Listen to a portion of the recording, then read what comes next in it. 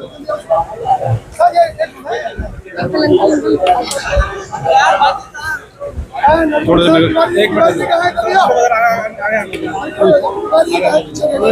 Minute ना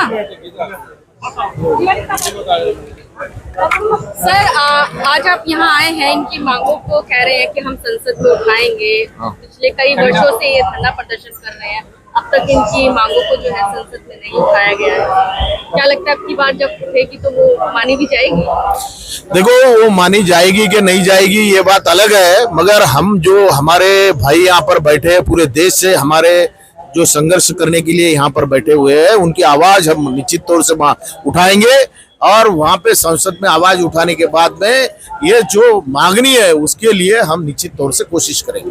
लेकिन sir, बड़ी बात तो ये है कि 10 सालों से ये लोग का अथक प्रयास कर रहे हैं और तमाम सरकारों से बातचीत भी हुई और प्रधानमंत्री नरेंद्र मोदी जी से भी बातचीत हुई, बैठक हुई, लेकिन इस पर कोई भी अभी तक अमली जमा नहीं पड़ा है। क्या कहेंगे? मोदी जी को अदानी अंबानी का काम करने का बहुत उनका रुतबा ज्यादा बढ़ रहा है। उनको ये तमाम हमारे गरीब सामान्य लोग जिन्होंने दिन रात मेहनत करके अपनी आय को वहां जमा करा, उनके बारे में वो सोचते नहीं है। ये बड़ी दुख की बात है, मगर ऐसा कुछ नहीं है कि संघर्ष करने के बाद में अपना न्याय मिलाने के लिए संघर्ष तो जारी रहेगा और संघर्ष के माध्यम से हम निश्चित तौर से उनको न्याय दिलाने की कोशिश करेंगे। सर, क्या ये उम्मीद किया जाए कि आप लोग जो आवाज उठाएंगे उस पर अमली जमा बनाया जाए? नहीं, अमली जमा नहीं बनाएंगे तो हम हमारे देश के बाकी के विरोधी पक्षी सभी सांसदों को बताएंगे कि यह मुद्दा हमारे जनता का है, ये मुद्दा हमारे वर्कर्स का है। वो मुद्दा अपन ने सभी लोगों ने उठाना चाहिए और विरोधी पक्ष के माध्यम से सरकार पर दबाव लाने की हम कोशिश करेंगे। तो सर, अपने तरफ से क्या कुछ संदेश देंगे आज आप ऐसे EPS 95 के? नहीं, EPS 95 के हमारे तमाम सभी भाइयों को मैं ये कहना चाहता हूँ कि हम दोनों सांसद यहाँ पर आष्टीकर जी सांसद साहब, मैं यहाँ पर आए, इनकी बात हमने सुने। आप हमारे माध्यम से अनेक आयुष है उसमें कि जो माध्यम से हम संसद में सवाल उठाएंगे और उन्हीं माध्यम से मंत्री जी का ध्यान आकर्षित करेंगे, माननीय पंतप्रधान का ध्यान आकर्षित करने की कोशिश करेंगे। उसके बाद में भी हमारे जो विरोधी पक्ष नेता है राहुल गांधी जी, उनसे भी बात करेंगे, उनको भी बताएंगे कि ये तमाम लोगों का जो सवाल है वो आपने उठाना चाहिए। विरोधी पक्ष के माध्यम से भी दबाव लाने की कोशिश हम जरूर करेंगे। सर, इंडिया गठबंधन इसको कैसे देखेगा सर? इंडिया गठबंधन EPS 95 के सभी बुजुर्ग भाइयों के साथ में खड़ा है और खड़ा रहेगा। हमने पूरा शिवसेना के जितने भी हम सांसद हैं, हम सब ने पर्ची डाली है। इसी अधिवेशन के दौरान हमको बात रखने की मौका हमको जरूर मिलेगा और शिवसेना उद्धव बाला साहेब ठाकरे ही नहीं बल्कि पूरा इंडिया आघाड़ी हम लोग कोशिश करेंगे कि हर विरोधी पक्ष में का जो भी सांसद है वो हर एक आपके साथ में खड़ा रहे। सर, जिस तरीके से 400 पार का ये नारा दे रहे थे, क्या लगता है कि जिस तरीके से इनकी मांगे जो है पूरी नहीं की गई है, ये उसी का नतीजा है जो 400 का पार नारा दिया गया था और नतीजे जिस प्रकार? देखो, ये लोग तो राजकारण करते नहीं है, ये तो बुजुर्ग लोग है, इन्हों तो अपनी खाली मांग रहे हैं, खुद के पैसे वापस मांग रहे हैं।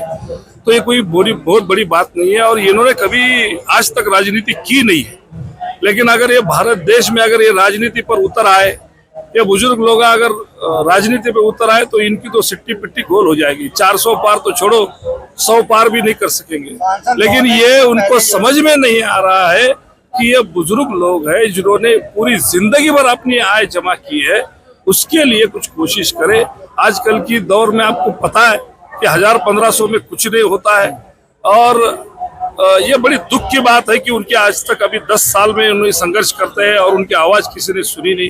ये बड़ी दुख की बात है। सर, बड़ी बात यह है कि सेना के कई सांसद आके इनके साथ फोटो खिंचवाए, बड़े-बड़े वादे किए, पर पार्लियामेंट के अंदर उनकी आवाज नहीं सुनी। सुनिए, आज के दौर में अभी बजट पे सत्र चल रहा है और जब तक 0 आवर्स में बात करके कुछ होगा नहीं, खाली एक आधी फोटो खींचना और वहां पे जाके बात करना ये बड़ी बात नहीं है। लेकिन हम लोग कोशिश कर रहे हैं कि ये मुद्दा पटल पे आए और टेबल पे आके उसके ऊपर मंत्री जी के साथ में चर्चा हो और उसका जवाब मंत्री जी दे, ये कोशिश हम करेंगे। सर, बड़ी बात तो ये है कि जिस तरह से कमांडर अशोक रावत जी के नेतृत्व में ये पूरा EPS 95 का ये पेंशन आंदोलन चल रहा है और बिल्कुल शांतिपूर्ण तरीके से चल रहा है, तो क्या सरकार अब बुजुर्गों के प्रति क्या आगे फेर लिए क्या? अभी लगता तो ऐसा ही है कि ये 10 सालों में अगर वो नहीं सुनते हैं तो उसके ऊपर आके फेरी हुई है, यही कहना चाहिए। लेकिन यह गलत बात है। एक बुजुर्ग लोग, इतने सारे बुजुर्ग हैं जो भारत देश में इनकी संख्या करोड़ों में है और उनकी आय जमा है, वो कोई भीख नहीं मांग रहे, तो जमा है तो वो उनका हक है, तो वो देना चाहिए। तो क्या बुजुर्गों को वो बोझ समझ रहे हैं क्या सरकार?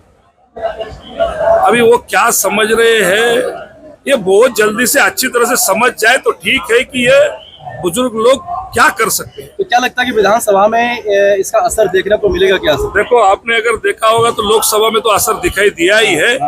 और मैं जैसा बोल रहा हूँ कि ये जो बुजुर्ग लोग हैं, ये राजकारण राजनीति में अभी तक उतरे नहीं है।